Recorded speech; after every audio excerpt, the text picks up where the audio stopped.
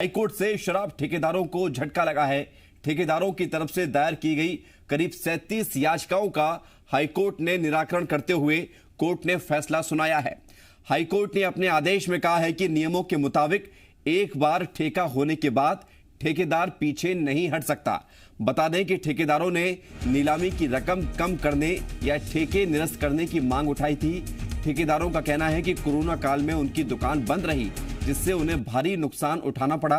High court ने अपने फैसले में कहा कि सरकार नए सिरे से ठेके जारी नहीं करेगी। जो ठेके पहले हो चुके हैं उसी के मुताबिक शराब ठेकेदारों को उनको चलाना होगा। साथ ही ठेकेदार चाहे तो सरकार के समक्ष ठेके की 2 महीने की अवधि बढ़ाने का आवेदन कर सकते हैं। बड़ी खबर।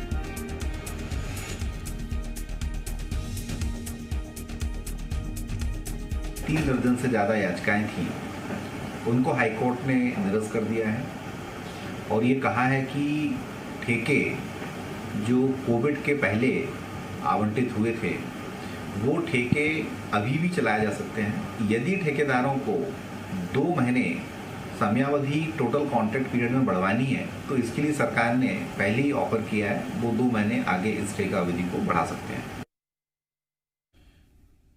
और जी मीडिया संवाददाता करण हमारे साथ जुड़ रहे हैं जबलपुर से। करण, चूंकि अब इस मामले में शराब ठेकेदार को एक बड़ा झटका लगा है, उन्हें उम्मीद थी कि हाईकोर्ट से राहत मिलेगी। क्या कुछ फैसले में कहा गया है और इसका क्या आगे परिणाम देखने को मिलेगा?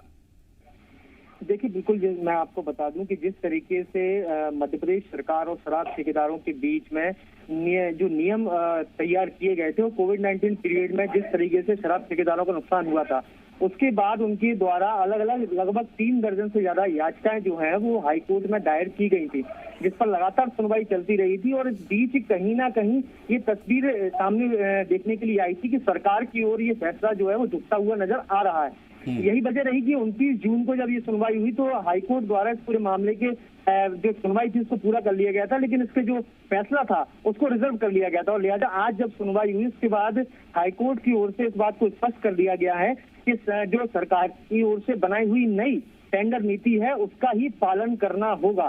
साथ ही शराब ठेकेदारों को इस बात के लिए भी स्पष्ट कर दिया गया है कि यदि वह नियमों का पालन नहीं करते हैं तो वो, क्योंकि पूर्व में भी इस बात को कहा गया था कि वह अपने लाइसेंस को उसको सरेंडर कर सकते हैं। अब ऐसे में ये शराब ठेकेदारों के लिए एक बड़ा झटका है, क्योंकि अब उनको सरकार की बनाई हुई नीति का ही पालन करना होगा। और जिस तरीके से उनकी ये मांग थी कि उनके द्वारा तत्कालीन सरकार द्वारा जो 25% अतिरिक्त टेंडर फीस वसूली गई थी उसमें वो वापस उसकी मांग कर रहे थे।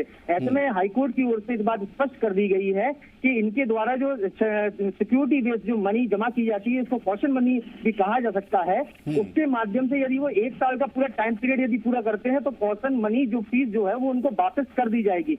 साथ ही इस दौरान उनको जो पूरी नियमावली जो सरकार की है उसका पालन करना होगा। यदि उसका पालन नहीं करते हैं तो वो बिल्कुल। तो कुल मिलाकर करण, जो शराब को लेकर सरकार ने गाइडलाइन जारी की थी ठेकेदारों को लेकर, उसे अब उन्हें फॉलो करना होगा। बहुत शुक्रिया आपका हमारे साथ जुड़ने के लिए और तमाम जानकारी देने के लिए।